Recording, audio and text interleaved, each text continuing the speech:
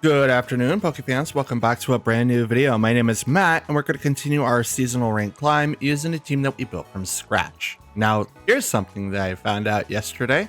I can actually play with the team that I registered for the global challenge. So we got that going for us, and we're going to use that team for today's video. Just so that everyone knows what I'm talking about, what you want to do when you register a team like I did. As you can see, they're locked and on the battle ladder at the same time. What you have to do is go over to your battle teams. Oops. Go to team 2, see where this team is. Well, you just create another one. That's it. So what you do is you just create a brand new team. And once this team is created, you then exit out, go into the portal, battle stadium, ranked battles, and click. And it's right there. This one's locked, this one's not. So that's all you have to do. You just gotta recreate the team in a different slot, and then you'll be able to select it. So without further ado, let's get into the menu. Let's get into the battles. All right, we got Tornadus, Landorus, Fluttermane, Ceruledge. Well, that's interesting. So in this particular team set, we don't have any physical attackers, so like Incineroar's not going to be as useful here. We can still use them for knockoff if we need to. We will have to worry about Farigiraf, because if it's Trick Room, we're going to be in trouble. But at the same time, we're not going to really be bothered by that too much. I think we will bring in those two. Like it would suck if it is Trick Room setup. I mean, Torkoal's still gonna attack first, but it would suck for a Trick Room setup, and then I don't have anyone to like take advantage in Trick Room besides Torkoal. It's like everyone else is gonna be heavily incentivized to be like go speedy, but I don't know. We should be fine though.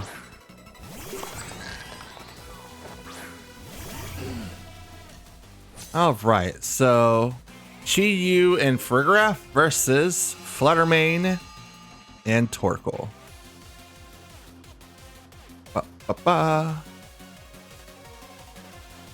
So yeah, it's neutral. We'll do that, and then we'll helping hand the Fluttermane. We just gotta know if Chi-Yu is scarfed or sashed. If it's scarfed, it's gonna attack first. Don't think it's gonna really hit us with Dark Pulse. It could for that potential flinch, but I'm not sure. Helping hand, so if that goes over to the Torkoal, like nothing's gonna really matter at that time. Here comes the Dazzling Gleam. So no protects, no nothing. Gets the KO on the Farigiraf. So if it was Trick Room, it ain't gonna do nothing, but it is sashed on the Chi-Yu.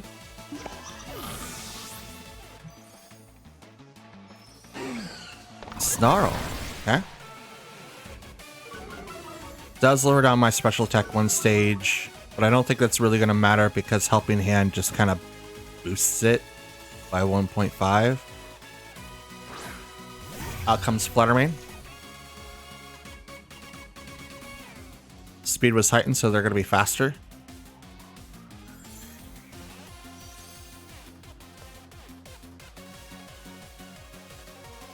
So good chance I'll survive. I am a little damaged, but a lot of people do a different Fluttermane build. Okay, yeah, I'm fine. A lot of people do a different Fluttermane build. I'm probably not unique in the way that I do mine, but with the testing I've been doing for training my teams, it's been very what is it? Fruititious? I don't know. It's proving to be solid results in the way that I've been training my Pokemon.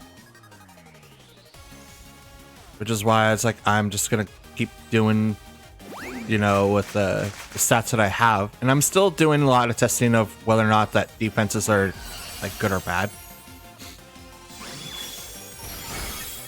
And yep, there we go. Oh man, if I could have Tailwind on this team, dude, bro. If I could have someone with Tailwind, that'd be great. Just like replace like Mimikyu for freaking Jumpluff, and that'd be sick. So you might be asking, like, what do I mean by like testing and stuff? I know, like in a couple of videos ago, I had mentioned that I do some rigorous training, and I was gonna release what I was gonna do, and found out that I wanted to create a whole new video for that, because I believe that the math behind it is good enough to where it probably needs a good, decent description, but I'm still testing it out to see if it actually works in theory. So let's go ahead and move on, and I'll explain more in a bit. Okay, this bit we've got Chi-Yu. Oh, I forgot his name. Great. Okay. Incineroar, Landorus I, Landorus Tornadus I, which I think that's his thing, and Urshifu. What is your name? I forgot. Yeah, I just flat out forgot. I don't remember. So, yeah, we'll kind of open up like we did before. We do have to worry about Tornadus for Tailwind, but I'm not really sure that's going to matter too much. We'll bring in Incineroar for sure. And I mean, we could bring in Oranguru. Problem is, if I do Oranguru first, no, I won't do it. We'll go in with our form, leave Mimikyu and Oranguru in the back. I mean, it would be beneficial to do Tailwind, but I don't think that they're gonna do Tailwind. They're probably gonna think, oh, he's got Trick Room, he's got it up the wazoo, he's got a fast Pokemon, maybe 2, everything else is really, really slow. So if I allow them to do what they're going to do, which is totally fine, even with their Trick Room, I should be able to knock these people out relatively easily. They open up with Chi-Yu and Landorus I, which is a huge Pokemon to get rid of right away. Absolutely huge. Photosynthesis, special attack. So I kind of want to go Dazzling Gleam. We'll go with the Terra. Kind of the same strat, Helping Hand, Dazzling Gleam. So if they don't protect anyone or they swap out here, whoever they swap into could easily be knocked out.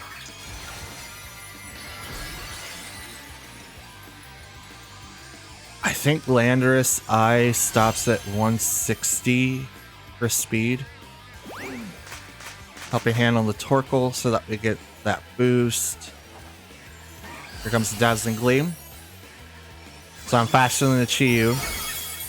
Chi-Yu gets to survive from the sash, but Landorus I immediately goes down.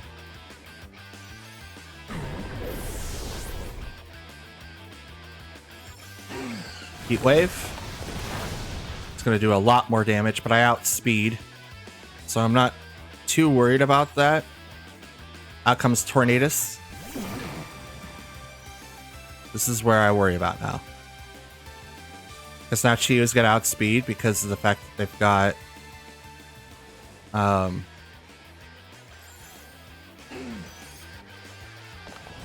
there's no way that I could stop it.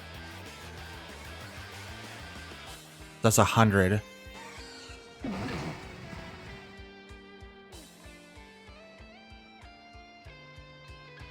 Swap Fluttermane.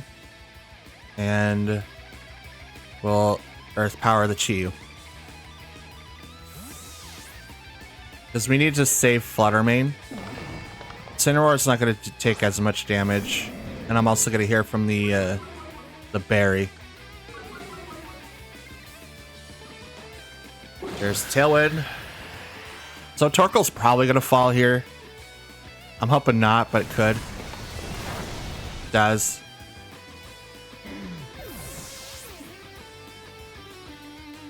But that's totally fine. So now we can come in with Urshifu, and I could Sucker Punch right into that Chi-Yu. I'm gonna fake out the Actually, we're gonna fake out Chi-Yu, and I'm just gonna go Wicked Blow right into Tornadus. That's what I'm gonna do. Because Chi-Yu's done. Like, I don't know what item that they have, but I have Sucker Punch I can use next turn.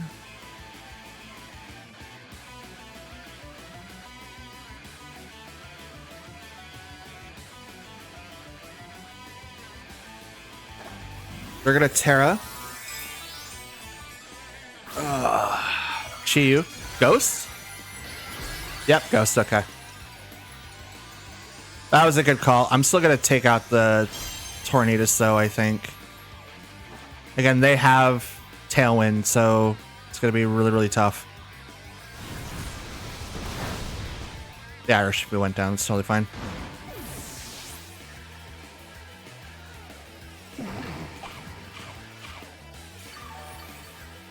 Totally fine. Liquid Storm.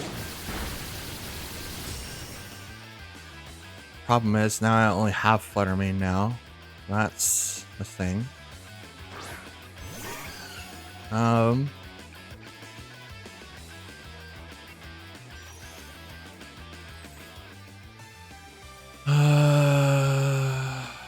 Yeah, they have Tailwind. Yeah, they got this. They absolutely got this.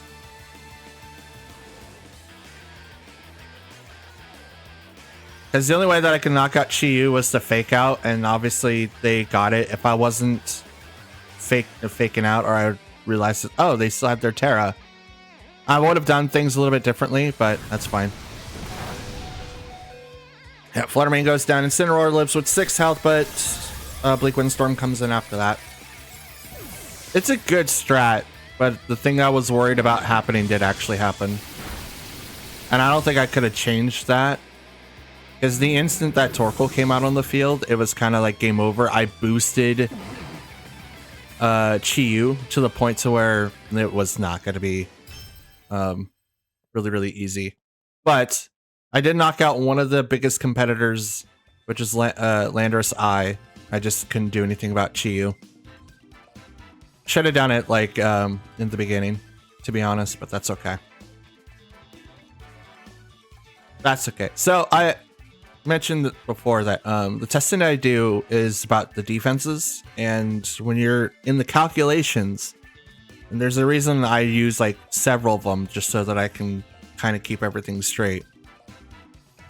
When dealing with the calculations for defenses, and you can see where the percentages are for the attacks and stuff, there are some that you have to click the defense button 8 times just to get a small boost in like lowering the damage, but you get a bigger boost when you increase the amount of HP that you have. So I'm not 100% sure how the calculations work. I'm still researching and trying to understand it myself to go, okay, if I, invest 116 into defense, that should give me a bigger buff into the stat than it would be for like putting the same amount into HP. But it seems that if the more that you put in HP, the more that you're able to survive attacks, because like you can survive that amount of damage. But that doesn't always mean the case, which is why I want to figure out how to make it work, which is why I want to create its own video just so I can theory craft and kind of show you guys what my results have been and going from there. For now, let's move on. Okay, we've got Incineroar, Urshifu, Raging Bolt, Rillaboom, Flutter Mane, and Landorus I. Flutter Mane, Torkoal. That's who I definitely want to walk in with. Incineroar. Wow, I kind of made Mimikyu completely useless, haven't I? That's not good. He was like the whole point of the team. Could go in with a Rangaroo. A Rangaroo could be really, really fun.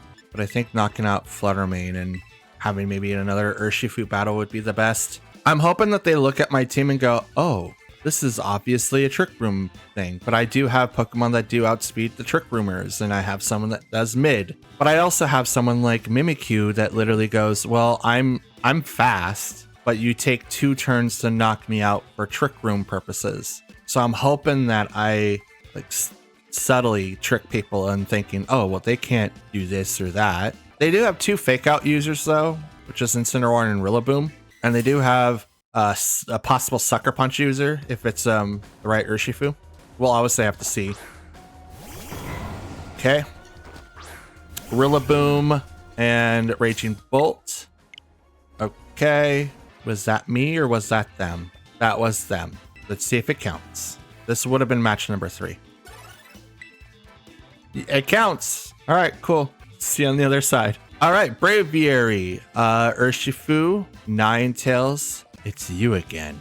I don't remember your name. Latios and Cornerstone Ogerpon. I'm gonna look you up real quick because I don't want to like. I know I did this before in another earlier video to Pokemon that I'm hoping I see here. So, yeah, it is superior. Okay, so I did call it right.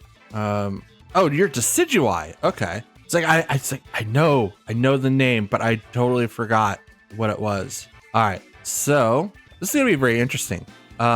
Walking with our front core. I kind of like having the core ideas and just kind of switching between them. Maybe I should build like the next team around that. It's like, okay, let's pick 6 Pokemon that do well in quad cores and then just having people go through a gauntlet. Like, all right, now you got through with core 1. How about core 2? And then like having like a supporter like for a graph just so I could not have to worry about priorities anymore. The thing is though, with the Cornerstone Ogerpon, I do have a lot to worry about. So I think Mimikyu is going to be the best one to bring in here. That way I could swap in and have the disguise be hit. Not necessarily to set up Trick Room, although set up Trick Room might be fun. The Cornerstone though, I will have to deal with, absolutely. But if I somehow do not knock it out or they don't knock me out right away, then I have a way to deal with the Cornerstone with the Trick Room. Latios and Urshifu. Dope. And this is Single Strike Urshifu. Gotcha. Okay, what? My net's not down. I clearly see that on the monitor. Bro, what is this game? Does it count? Yep, okay. One more. Dang it. All right, we got Mamoswine, Roaring Moon, Rillaboom, Alolan Ninetales, Heatran, and Urshifu.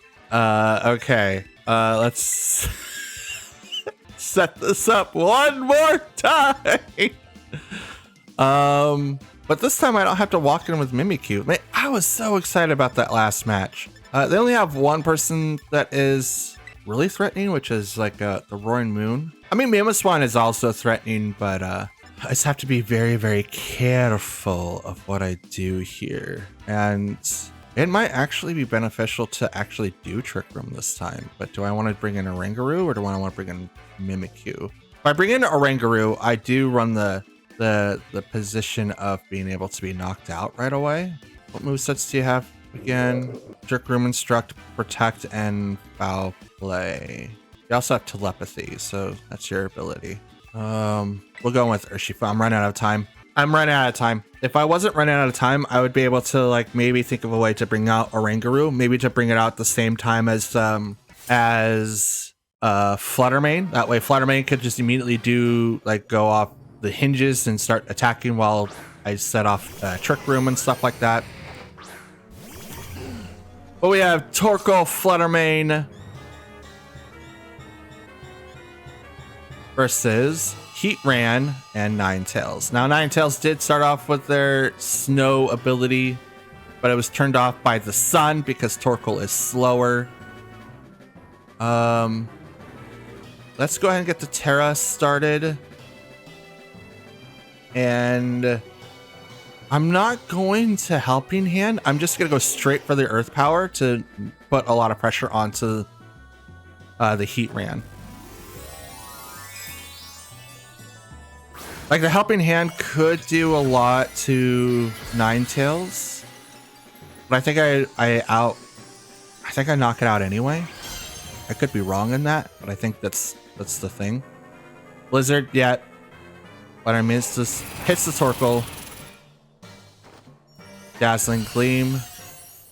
Yeah, Ninetales is still faster than Fluttermane. Ninetales does not get knocked out. Earth Power goes over to the Torkoal.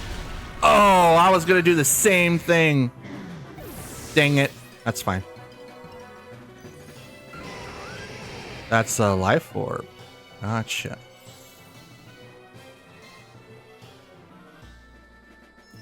Let's bring out Urshifu.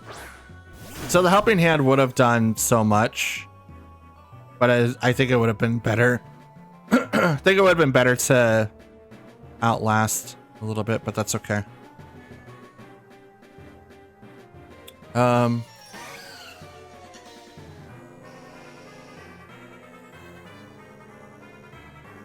Ninetales attacks first. If they attack, then no, we're gonna close combat.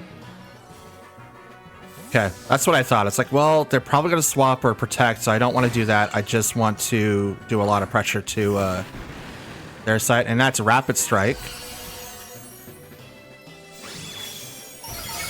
Sacrificing their Shifu so they get the free switch in next turn to bring in Ninetales to help out probably Mamoswine that's in the back. The problem is that I'm gonna knock out both their Pokemon here, so they get two free switches. The thing is, though, I'm gonna swap Urshifu for Incineroar now, and I'm gonna lower down Mamoswine's physical attack. I believe he's a physical attacker.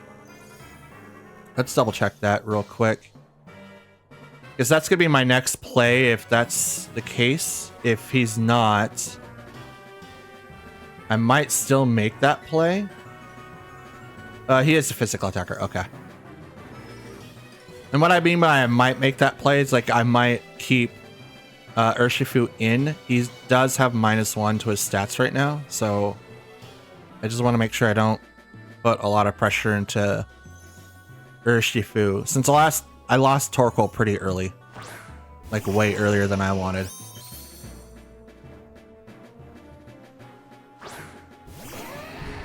Ooh, shiny. Let's go. I think they're both shiny. Snow warning. So we're going to go ahead and Dazzling Gleam. I'm going to swap to Incineroar, which I take less damage from Blizzard, which is now going to be 100%. Is there going to be a chance for freezing? Low chance, right, for Blizzard? I do not see Avalanche. There it is. 10% for freeze. So there's not oh, Oblivious. Okay, that's cool. Moonblast into Incineroar doesn't take that much damage. I mean, it was a good call. Absolutely. Here comes Dazzling Gleam though, and Mamoswine does not go down. Gets a little more than half. I've done a little less than half. Heavy Slam into the Flutter Mane, knocks it out. Yeah, Mamoswine's pretty heavy, I think. He is 641 pounds. So yeah, he's heavy. He's a heavy boy. That's a heavy boy. Bring out Urshifu. We're gonna go ahead and close combat. I'm gonna fake out. It's a good thing I didn't bring in a Trick Rumor.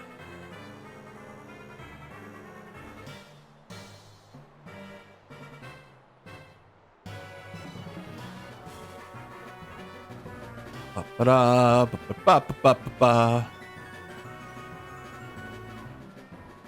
are they gonna do?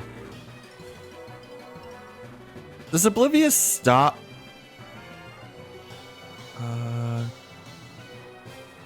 Cannot be attracted, intimidated, or taunted. Okay. Ooh, that's really good. We're gonna fake out so they're stunned. Procs the 50%, goes right in close combat, knocks out Mamoswine. We are donezo.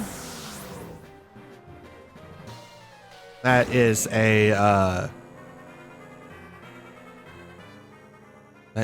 good victory on our part. 2-0.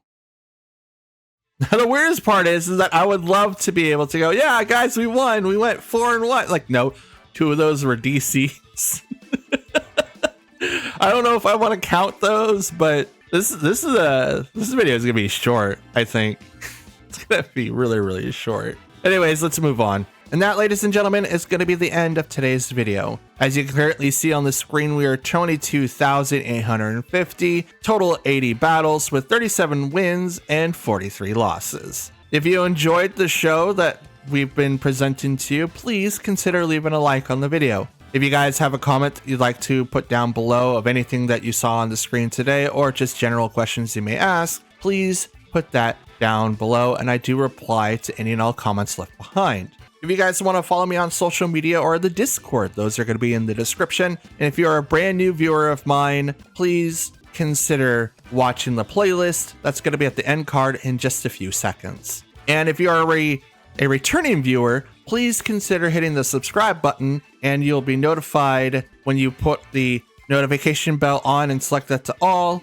You'll be notified when I upload next. However, this is something that I forgot to mention in the beginning. Today is going to be the final video of Season 16. There are a couple of reasons why. One, I'm getting prepared to film the Global Challenge 3 videos. I plan on doing 2 days, and that's 15 battles. So you guys will have two videos for it, 15 battles each.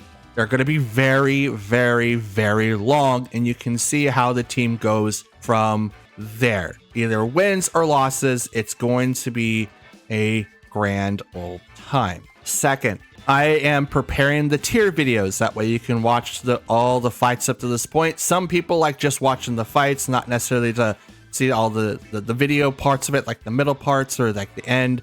So I'm going to try to put all of the tier videos in there, and that should give me some time to think of another team to play for Season 17 before Regulation G comes in. I'm excited for Regulation G. I don't know what's going to be allowed or what's not. A lot of people think that Koraidon and Miraidon are going to be there, and maybe some other pseudo legends or mythicals or whatnot. I do not know. This is a brand new take, or at least in my opinion. It could go off of like the same old thing that they've been doing for other ones, but I didn't compete to them. And there's been some times in Sword and Shield where they completely removed all the legends for 3 months. So I kind of don't want to put in a mindset of getting like a legendary trained if they're not going to be illegal and usable. So I'm hopeful, but I'm not going to dedicate that time to train people that aren't ready yet. So if that makes sense. But for now, that's all that I've got. I hope you've enjoyed this video. I hope you enjoy the rest of your day, and I will see you all next season. Till then, take care, and I'll see you then. Peace.